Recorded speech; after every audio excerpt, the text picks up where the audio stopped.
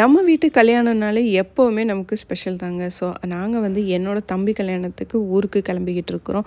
So பார்த்தீங்கன்னா ரொம்ப பிஸியாக இருக்குது. ஸோ ஊரில் எல்லோரும் வந்து ட்ரெஸ் எடுக்க, தைக்க கொடுக்க அந்த வேலையில் நிறையா இருக்காங்க. ஃபஸ்ட்டு வந்து நம்ம இங்கேருந்து போகிறனால நிறைய ட்ரெஸ்ஸெல்லாம் எடுத்துகிட்டு போக வேண்டியிருக்கு. ஸோ வந்து என்னோடய பேக்கிங்கை முடிச்சிடலான்ட்டு ஸோ பட்டு சாரியெல்லாம் எடுத்து எல்லாத்தையும் எடுத்து அரேஞ்ச் பண்ணி கரெக்டாக வந்து அடுக்கிக்கிட்டு இருக்கிறேன். என்னோடய பேக்கிங் தான் ஃபஸ்ட்டு முடிச்சிருக்கு.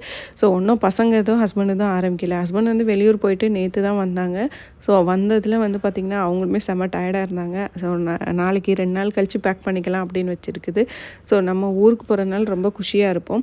ஸோ ஸ்வீட்ஸ் வந்து ஹஸ்பண்ட் வந்து ஆஃபீஸ்க்காண்டி வாங்கிட்டு வந்தாங்க. இந்த ஸ்வீட் வந்து டெல்லியிலே ரொம்ப ஃபேமஸான ஸ்வீட்ஸு. ஸோ அந்த ஸ்வீட்ஸ் வந்து அவங்க ஆஃபீஸ்க்காண்டி பேக் பண்ணியாச்சு.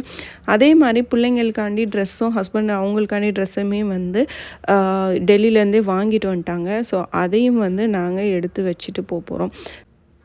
ஸோ அடுத்த வேலை பார்த்திங்கன்னா நமக்கு வந்து கிச்சன்